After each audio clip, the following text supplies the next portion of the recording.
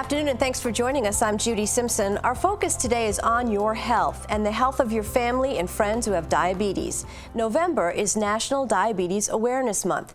In Vermont, 1 in 11 of us, or more than 55,000 Vermonters, have diabetes.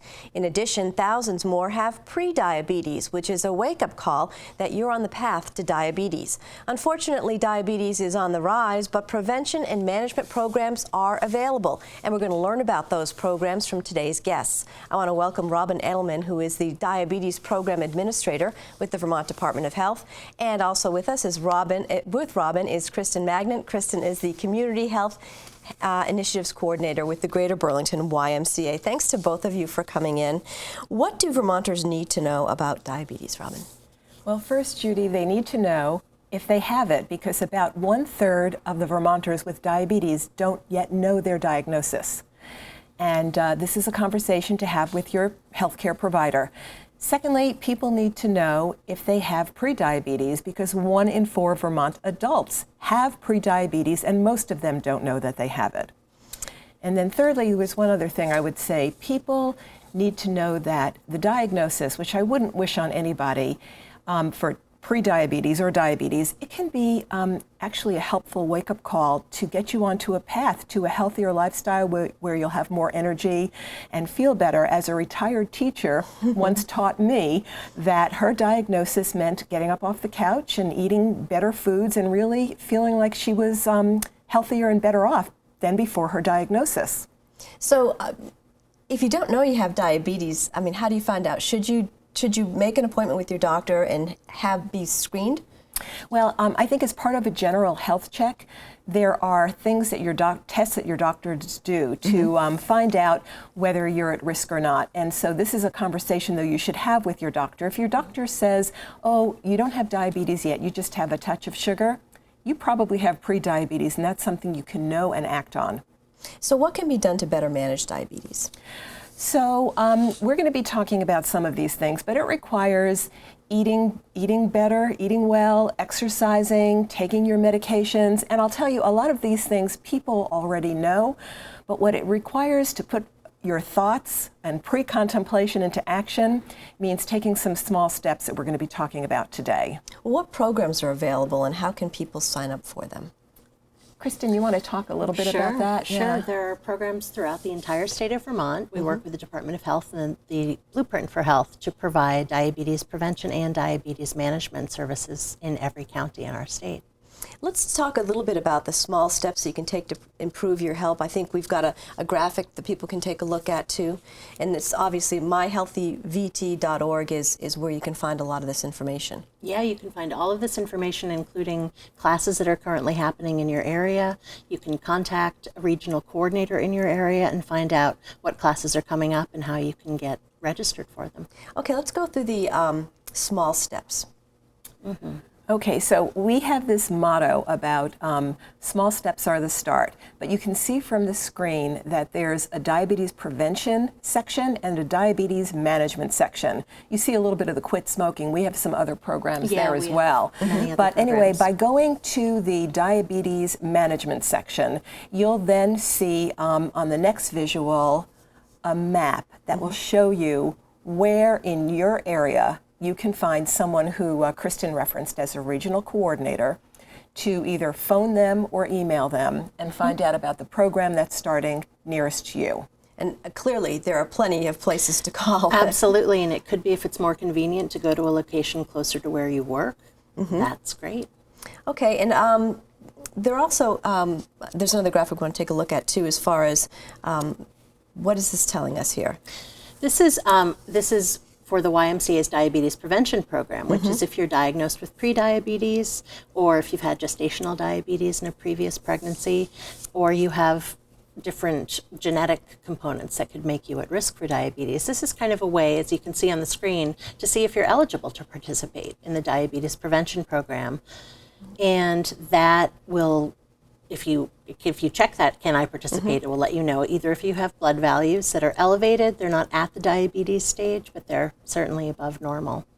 So anyone diagnosed with diabetes is aware of certain blood test numbers. Tell us a little bit about the numbers and what they mean and how they can help people know if they have diabetes or pre-diabetes. Okay, sure. So we're going to show the screen. We'll show you there's two columns, a fasting blood sugar column in the center and that A1C test on the right. So if you're normal, you have a fasting below 100 and you have an A1C between 5.6 5.6 or below.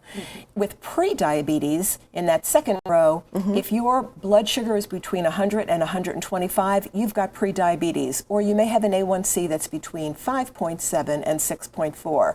And then finally, you see the numbers on the bottom row for diabetes. Again, this is a conversation to have with your healthcare provider, your nurse practitioner, your doctor, whoever that person is, and they'll help to you determine, well, where am I? Am I normal, or am I in the pre-diabetes range? And if you are, another thing you can do in the graphic we were showing before, by going to the myhealthyvt.org website and clicking on the pre-diabetes, you can take that screenshot was actually a self-assessment. You can rate your risk.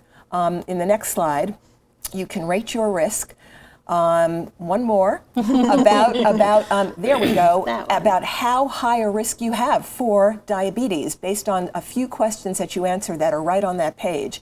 So this then will help you determine what next steps you want to take. And they can be small steps to increase your physical activity, improve your diet. The diabetes prevention program that Kristen was talking about is a perfect opportunity in most areas of the state now to really work on something when you're ready to take action. Now, you said when you're ready to take action, it can be sort of overwhelming all of a sudden if you're diagnosed with diabetes or pre-diabetes and you think, you know, this is just a little too overwhelming. What do I do? What's the first step? Which is an issue. It is an issue, and I think later on in the program we're going to get to see what made Vermonters, who we videotaped, have their moment of awareness where they were ready to take action. But the thing to remember is whenever that moment comes, there are ways to act on that moment. And usually by being with people just like yourselves and hearing and seeing how they do it builds your self-confidence so that you can do some of the steps that you know you need to take to eat better, exercise more, take your medications, find ways to cope with your stress. These are things that we all need to do, but especially for people with pre-diabetes and diabetes. What are some of the factors you think that make a person ready to take advantage of the programs or the resources? That's a good question. I think it's a combination of realizing that now is time to carve out the time for me because I want to feel like the next few years are not a downslide, but more of a good future for myself. I'm ready to devote a little bit of time to myself, and I see what I need to do now. It's not so overwhelming. I feel like I can do something that's good and it's going to have a good result. So I think the videos will show that. I'm not sure when we're going to show those videos. Let's take a look at them now. Let's see what the people have to say. Okay, good idea. Yeah. I couldn't keep up with my coworkers. I was at high risk for a heart attack. I didn't feel pretty enough for my husband. With a family history of diabetes, it was just a matter of time before I was in that same position. I thought I have to do something. Being healthy doesn't need to be expensive. Instead of buying junk food, buy apples. I cut my portions from a dinner plate to a salad plate. My reason to get healthy was this guy right here. Make your moment now. Visit myhealthyvt.org and get started today. I'd like to point out, too, those weren't actors. No. No, real Vermonters. And young. Yes. Yeah, I mean, when Robin was saying how setting up the next few years to be active and healthy, you know, I'm setting up the next few years to keep up with my almost teenager. So they talked about, one woman talked about, it was just as easy as instead of, you know, a big plate, just a smaller plate. It wasn't, you know, life-altering, really. No, I think one of the things that we talk about, the small steps of change, they are small steps. We're not saying you have to make these big dramatic changes in your life to be healthier. So just sort of having this aha moment that you want to start your journey. Yes, exactly. Yeah. I mean, I picture that man with the child on his lap realizing that he's having trouble chasing that child up the steps, and he wants to be able to play ball with that child. Yeah. So, and then, you know, one good thing leads to another. So I think that it's a natural progression when you have that aha moment and you've got someplace to go like one of these programs to take advantage, you're going to make some progress that's going to give you the confidence to keep on going. And I think that's what we're witnessing. And I think, too, the important message is you're not alone.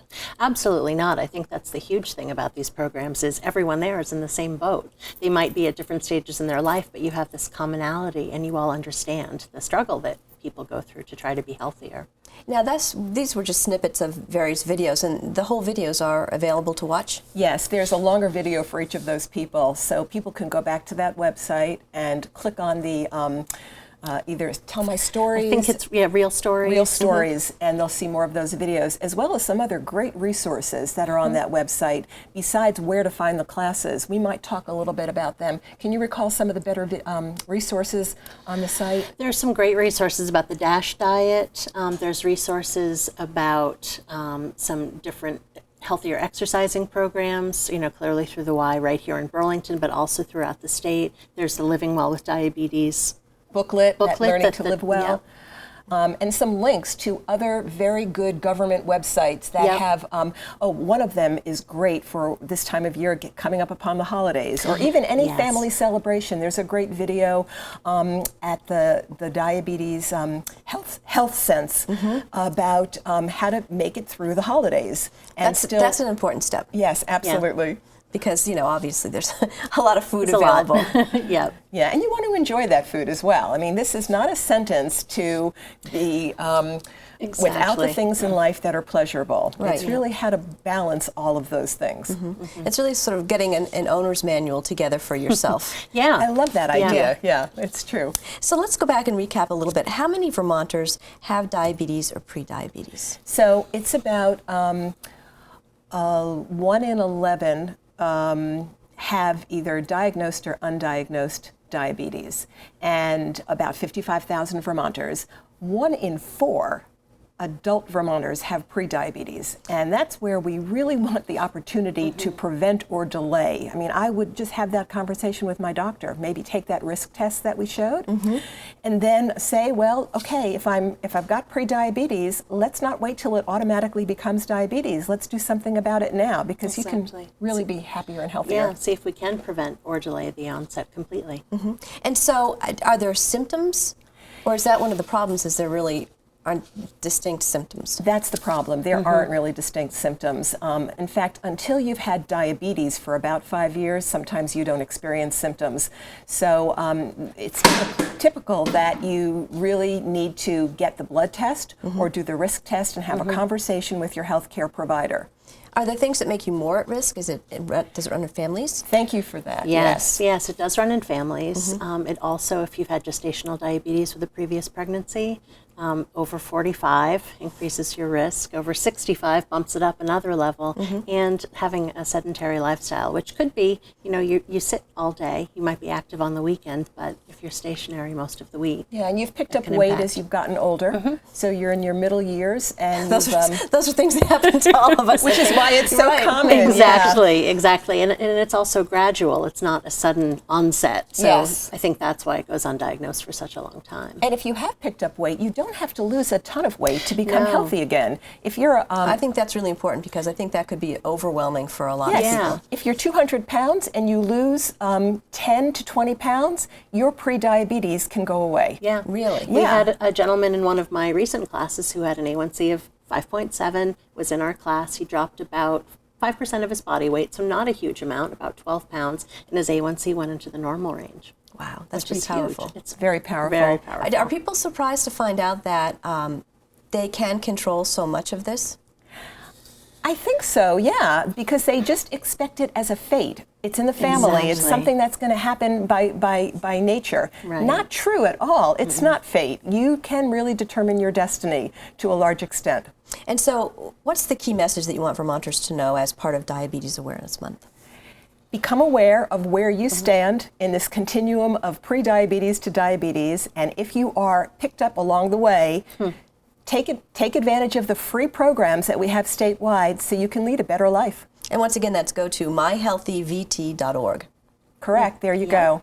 All right. Well, I want to thank you both for joining me today. It's a great conversation. And add diabetes to your list of things that you ask your doctor about when you go for your exam. That's great. Thank you. Good to be here. Yep. That's our program for today. I'm Judy Simpson. We'll see you again next time on Across the Fence.